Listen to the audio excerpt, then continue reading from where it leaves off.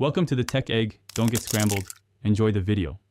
Start by logging into your Robinhood account and downloading every Form 1099 issued for the tax year. Download all Form 1099s from Robinhood, including 1099B and 1099 MISC.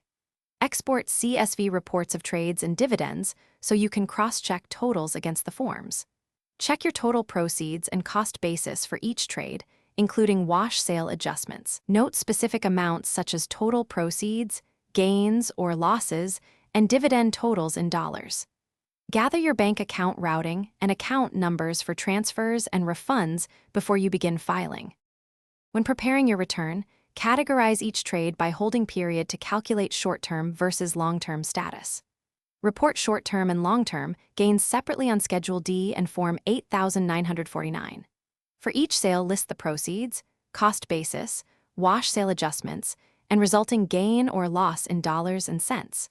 Report dividends and interest on Form 1040, Line 3B and Line 2B as applicable, and include any qualified dividend amounts on the appropriate line.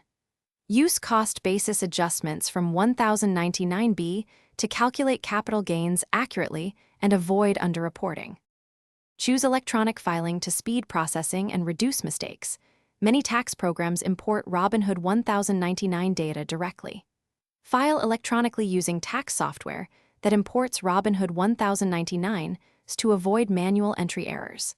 Verify that your imported numbers match the downloaded CSV and all Form 1099 lines for proceeds, basis, and dividends.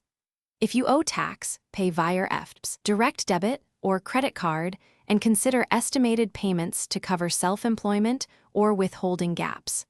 Amending later is possible. Amend with Form 1040X if you Thanks for watching. Consider subscribing if I helped unscramble your problems.